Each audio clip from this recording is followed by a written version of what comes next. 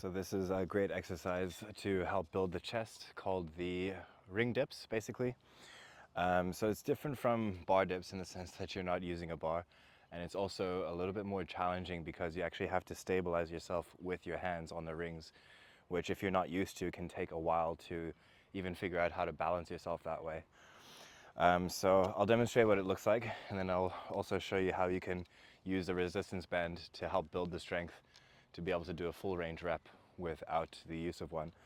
So I'm having my arms alongside myself, leaning forward, and then pressing down, extending the arms up. I like to tuck the knees into the chest. You can do straight legs, but just because of my space that I have, I'm going to tuck the knees, lower down, arms near the armpits, or rather hands near the armpits, and then exhale to press up. Whew.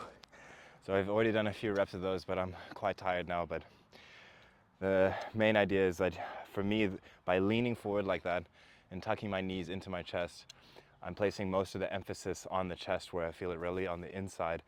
And then by going down deep into that stretch, I'm stretching the chest, stretching the pec, so they get that nice rounded shape by doing the dips.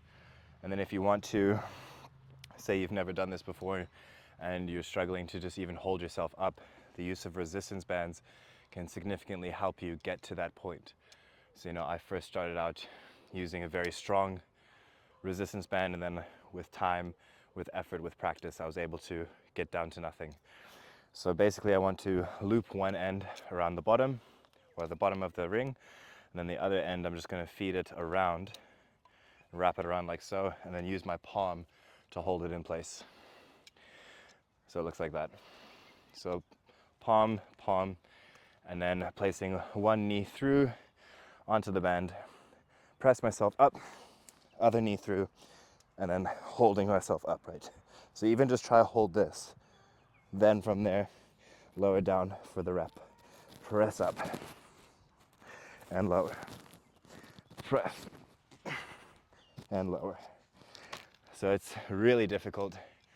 I would encourage you, if you can, to try and lower, get to about 90 with your arms, 90-degree angle, and then press back up.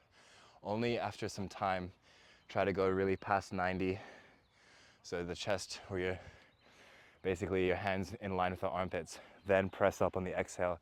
And when you press, try and make it as explosive as you can, because it's really tough and it takes a lot of energy. You can hear me panting, and I've only done like 3 or 4.